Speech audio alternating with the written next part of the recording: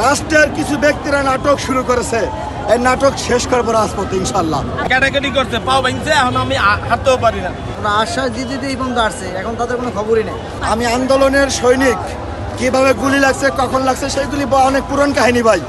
তাই গুলি এখনো আছে, ঋণ বসানো আছে। আমার মতো হাজার হাজার ভাইয়েরা আছে, হাজার হাজার ভাইয়েরা আছে যারা কাতরাচ্ছে। এই মানুষগুলোকে নিয়ে রাষ্ট্রের কিছু ব্যক্তিরা নাটক শুরু করেছে, এই নাটক শেষ করবো রাজপথে ইনশাল্লাহ। আমাদের দাবি অনেকগুলো।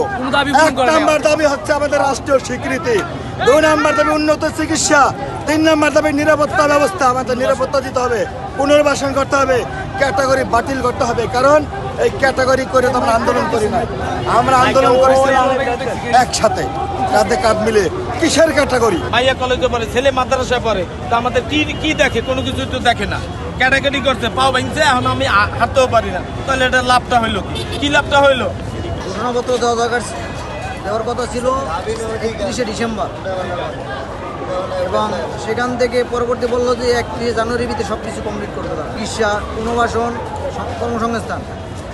ওরা আশ্বাস দিতে এই পর্যন্ত আসছে, এখন তাদের কোনো খবরই নেই। এবং আমাদেরকে তারা দেখতেও আসে না যে আমরা কীভাবে আছি, কী পর্যায়ে আছি, কোথা থেকে খাবার খাচ্ছি, কী করছি না করছি, তারা দেখতে আসে না। সুচিকিৎসা হচ্ছে না, এই জন্যই আজকে আমাদের পথে নাম অন্যায়টা আসে না। আসলে কি ওরা আইসা ওই একবার আসছিল সর্বপ্রথম যখন গুলিবিদ্ধ হয়েছিলেন, তার মাসখানি পরে আসছিল, পরে আর কেউ আসে না। সে হচ্ছে না, আমার 7 মাস রানিং চলে, এখনও পায়ের হাঁটি জোড়া লাগে নাই।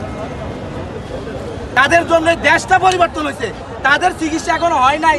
আমরা যদি রাস্তা দিয়ে হাইটে আসতেছি, অনেক কষ্ট লাগছে। পরে যখন দেখলাম যে পরিস্থিতিটা এমন যে সবাই আসলে এখানে আপনার দেখলাম যে যারা চিকিৎসা পাচ্ছে না, পঙ্গু, চোখ নাই, মুখ বেঁকা হয়ে আছে, এদেরকে দেখে না আসলে কষ্ট আর লাগে না। কেন লাগে না জানেন? এই স্বৈরাচার পতনের সবচাইতে বেশি অবদান রাখছে তারা, তার জন্য আমাদের কোনো কষ্ট হয় না যখন এই দৃশ্যটা দেখলাম। তো আমরা ইউনূস সরকারকে প্রথমত এই জিনিসটাই বলবো, আমার একটাই প্রশ্ন আপনার কাছে বারবার, এদের চিকিৎসা করতে আসলে কয় কোটি টাকার দরকার? আজকে 6 মাস হয়েছে, এখনো যদি চিকিৎসার জন্য এরা আসে রাস্তায় দাঁড়ায়, বা যে এখানে সেখানে কান্নাকাটি করে, এটা তো আসলে সরকারের জন্য বিশাল লজ্জাজনক। আমাদের যদি দাবি দাবা আজকে তারা উপদেষ্টারা এসে না মানে, কালকে হচ্ছে সারা বাংলাদেশের আহতদের জেলাভিত্তিক তাদের ডাক দেওয়া হবে, তারা সবাই নিজ জেলায় কর্মসূচি ঘোষণা করবে।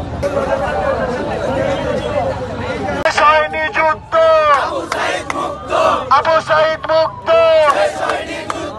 আমার ভাইয়ের রক্ত